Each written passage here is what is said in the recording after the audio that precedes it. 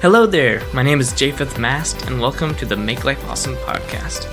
I'm the Ex-Amish photographer with the funny name and the crazy hair, but trust me, there's a whole lot more to me than just that. In this podcast, I really hope to show you my heart more than what's in my head, because that's where all the really beautiful stuff is. I'm so glad you're here.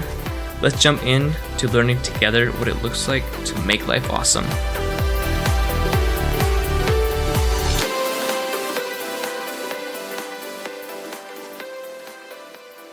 Hey guys, it is Japheth here. Welcome back. To start off this episode, I'm going to start off with a story that is very, very fresh from about 8 minutes ago to kind of illustrate what I will be talking about. So let me go back a little bit. 2 or 3 weeks ago, I wrote down a bunch of notes for this episode. I made a list of things that I wanted to hit, points that I wanted to talk about.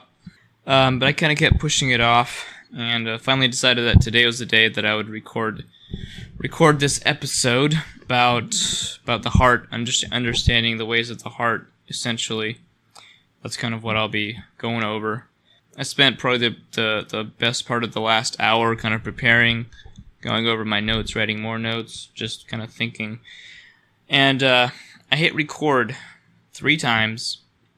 Got into the episode 5 to 10 minutes, and I stopped because it fell flat, and it just wasn't me. It wasn't working. I kept having to refer to my notes. It wasn't coming naturally, so I just gave up. I turned my laptop off, sat on the floor, and was kind of defeated and really frustrated. Just decompressed for a couple of minutes, and then I slowly realized, I slowly let my heart speak and stopped thinking so much. I let my heart speak, and it was saying that it felt defeated. It felt in over its head, like I don't have what it takes. Like this is bigger than me. Like I don't know what I'm saying. I shouldn't be saying this. I'm too young. Blah blah blah. Like all these lies I'm hearing in my head, right? And so finally, when I did that, when I listened to my heart and kind of connected to my heart, then I'm like, oh, okay, there you are, heart. So I'm gonna jump off that story into this episode. Just jump straight in. I'm not looking at my notes. I'm just going out of my heart and going out of what I know instead of what I wrote and what my notes tell me, because that's just better. And it's going to be better for you and for me, because I know I'm being myself, and I'm not trying to be anybody else. Basically, the heart. Being kind to your heart. What does that mean? So many of us are disconnected from our hearts, and put me in there as well. The past couple of years, I've gone on this amazing journey of really getting connected to my heart. There's definitely still hours and minutes and days where I'm not fully connected, or I'm distant from my heart. I don't know what's going on. I don't know what I'm feeling. I'm not really sure what's going on down there, and I'll slip to living out of my head, living out of what I know, living out of my logic, as I like to call it. And that's what happened just now. When I kind of ignored my heart, I turned away and said, okay, I'm gonna run this thing with my head, and then it just didn't work. It was terrible, and I think that's how a lot of us try to go through life. We're like, I'm going to control this with logic and facts and statistics, and we get really disappointed because it doesn't work, and we don't understand what we're feeling. Some days we just feel terrible, but we don't know what it is because we're so disconnected from our hearts. And so we really do need to make that journey of connecting to our hearts, of talking to our hearts, listening to it. That probably sounds pretty strange for some of you, like talking to your heart. What the heck does that mean?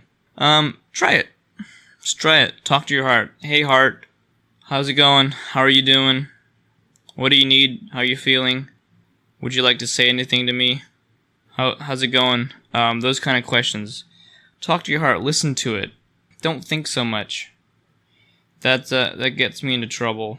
When I try to logic it, when I try to live out of my logic, because we have emotions.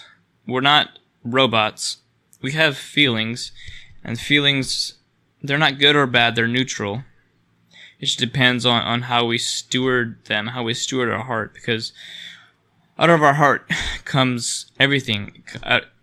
All the issues of life flow from our heart. Every single one of them. Our belief systems are based in our hearts, which means, so our thoughts come off from our beliefs. Our beliefs come up from our thoughts. Our actions come from our beliefs, and thus, whatever we believe becomes a lifestyle, and we act and we live and we do out of our hearts. So if I'm disconnected from my heart, I'm probably going to be just wandering aimlessly through life, ignoring what my heart is saying and making a mess, hurting people, hurting myself. Because when we're disconnected from our hearts, we'll try to numb pain, we'll try to numb feelings. And so for men especially, we think we only have one emotion, which is anger.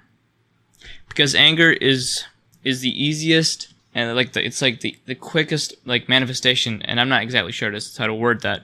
It's the easiest way to express feelings. So when we're disconnected from our hearts, we'll oftentimes, and this is true for me, has been true for me, we'll think that whatever we're feeling is anger because we don't know what it is, because we're just so familiar with our feelings, with our heart, with what it's saying. And so I would recommend, like I said, first just talking to your heart, start having dialogue. If you don't hear anything, that's okay. Try again the next day. Keep asking. Keep talking to it. And that sounds weird, saying that out loud, but it's very good. And then and I'll put this in the show notes, which are at japhethmast.com/show notes. I'll put it what's called the feeling wheel. It's basically you have a whole bunch of feelings, and it's layered. It's in tiers. And it's really, really helpful when you're not sure what you're feeling, but you have kind of an idea, to pull up the feeling wheel, download it as a picture on your phone, pull it up, and really try to identify what specific emotion you're feeling, because you're not feeling anger all the time. It's impossible. What you're feeling is not always anger. And anger is often sadness that just hasn't been expressed. Oftentimes, when you're angry, it's actually you're sad, you're scared, you're really uncertain, you're anxious. So don't always assume that you're angry. Dig deep into that, because the heart it's not just something we can flippantly look at or do. It actually takes a deep work, and it takes paying a price to really get connected to our hearts, to know our hearts, to be familiar with the language of the heart. So my question to you is, are you willing to pay that price? Because it will come at a price. You will have to look inside yourself. You will have to look at this pain. Everybody has pain, and you will have to look at it at some point or another. Because pain that goes unprocessed will manifest in some way. It can manifest in rage. It can manifest in addictions. So many different ways that if pain or anger, or if any emotions aren't expressed or processed, they will come up in an unhealthy way. So if you try to stuff down your anger, stuff down sadness, grief, one, you'll become completely disconnected from your hearts, which you see in 70, 80% plus of the world, honestly. Men and women, although the percentage is probably a little bit higher for men, as a generality there. But emotions left unprocessed will come out sideways, will come out in unhealthy ways. You probably heard me use the analogy of a car and a trunk. or just have a car and kids. And this isn't my analogy. I'm not sure where it originated from. I think it was Abby Stumble, but I'm not positive. But think of your emotions as kids. You don't want to lock them in the trunk, because if you do, they're gonna die. And if you let your heart die, that's bad news. That's very bad news. You'll have a very terrible life. You will sabotage relationships. You'll sabotage yourself. You will hurt people yourself, and you'll just live a terrible life. You also don't want to let your emotions drive the car, because kids, you don't want to let your kids drive the car, because they'll probably get you all killed. So we don't let our emotions run our lives. Like, emotions are great slaves, but terrible masters. So we connect with our emotions, but we don't let them control us, if that makes sense. We need to connect with emotions, because emotions aren't good or bad. They're not like bad or evil, positive or negative, but they're neutral. And it just depends on how we steward them, how we process them. And one thing I want to say is, sadness is not scary. Sadness is not bad. It's okay to be sad. And it really aggravates me when I see people living this, like, quote-unquote positive vibes only lifestyle, where they use stupid language like that to like validate escaping from pain or escaping from sadness, which is just, it's stupid. Sorry, but I'm actually not sorry. Sadness is not bad. Obviously, sadness prolonged turns into depression, and that sucks. So don't let that happen either. Ask for help. Ask for help. Go see a counselor. Ask for help. But it is not wrong to be sad. Just feel it. Walk through the pain. Walk through the sadness. Don't stay stuck in that. We're meant to walk through our emotions, through our pain, through our sadness, through our anger. We're not meant to sit in it forever. But sometimes we do need to sit in it, actually. We just need to sit on the couch, drink some coffee or tea or whatever, and just sit in pain. And let me tell you, this sucks. It sucks to sit in pain when you don't know what it is, or maybe you do know what it is, but you're just sitting in it. You're not running from it. You're not escaping from it. You're not going to Netflix or food or alcohol or sex or porn or any of that to escape your feelings. And this is very, very common, by the way, escapism, this numbing, and it's not helping anyone, because like I said, unprocessed emotions will erupt. They'll explode, and they will hurt. They will hurt you later, or they'll hurt people that you love. So please, please, please say yes.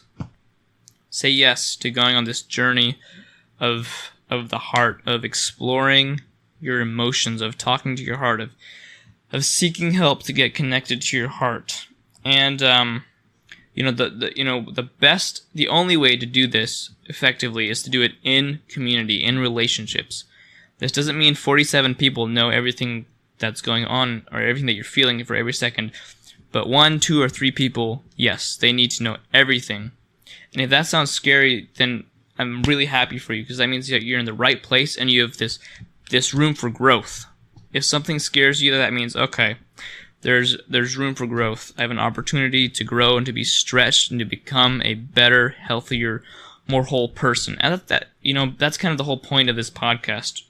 That's kind of the whole purpose of a lot of my life, is becoming a whole, healthy person and helping others do that as well. So please don't run from that thing inside of you, from this thing called your heart that's inside of you, this thing that's beating, that you can't see, you often don't understand, but it's actually the driving force behind your life. Please don't run from it. Run to it.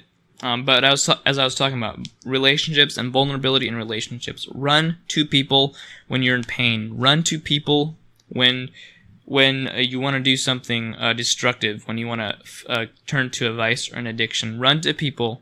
Confess. Run to safe people that you trust and that trust you.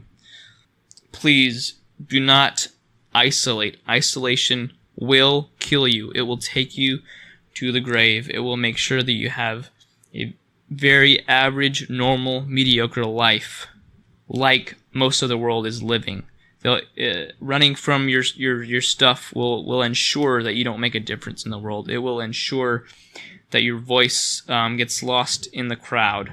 So please be willing to say yes to doing this work, to get better, to get whole, to get healthy, because relationships or hurt people, but more importantly, healed people heal people.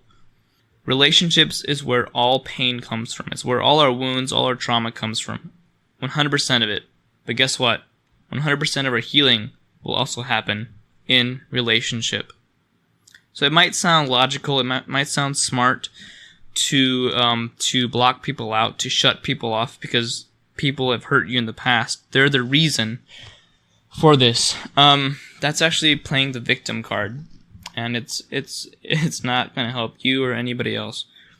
And actually choosing to go on this very, very difficult journey of actually reconciling with relationships and inviting people into your life, into seeing you, into seeing your heart, into seeing the real you. And guys, that's one of the most terrifying things in the world, is letting people in to see the real, unadulterated, unabridged you, to see the authentic version of you. And you know what?